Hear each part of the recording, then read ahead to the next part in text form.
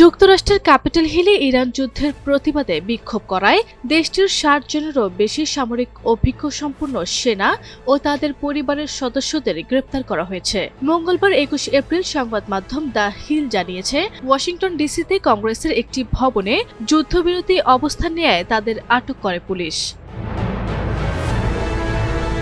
Canon house office বিল্ডিংয়ের ভেতরে আয়োজিত এই বিক্ষোভের নেতৃত্ব দিচ্ছিল অভিজ্ঞ সেনা সদস্যদের বেশ কয়েকটি সংগঠন।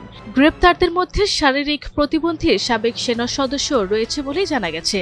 অন্তত ৬২ জনকে আটকের তথ্য নিশ্চিত করেছে ক্যাপিটাল পুলিশ।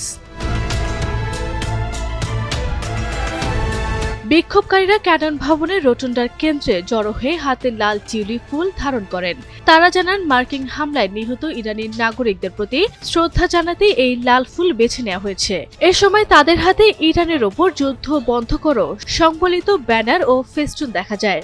সামাজিক যোগাযোগ মাধ্যমে ছড়িয়ে পড়া ভিডিওতে দেখা গেছে বিক্ষোভকারীরা জাতীয় পতাকা ভাঁজ করার আনুষ্ঠানিকতা পালন করছেন, যা এই যুদ্ধে এই পর্যন্ত নিহত ১৩ জন মার্কিন সেনা সদস্যের স্মৃতির প্রতি শ্রদ্ধা নিবেদন করা হয়েছে। বিক্ষোভ চলাকালীন ভবন জুড়ে যুদ্ধবিরতির স্লোগানে কম্পিত হয়ে ওঠে। দীর্ঘ সময় অবস্থানের পর বিক্ষোভকারীদের হাত প্লাস্টিকের জি-টাই দিয়ে বেঁধে সেখান থেকে সরিয়ে নেয় ক্যাপিটাল পুলিশ। বর্তমানে তারা পুলিশ হেফাজতে রয়েছেন। ইরানে চলমান মার্কিন সামরিক অভিযানের বিরুদ্ধে যুক্তরাষ্ট্রের সাধারণ মানুষের পাশাপাশি সাবেক সেনা সদস্যদের মধ্যে বাড়তে থাকা অসন্তোষের প্রতিফলন হিসেবেই দেখা হচ্ছে এই ঘটনাকে। আরবি ইসলাম হিমু, এনটিভি অনলাইন।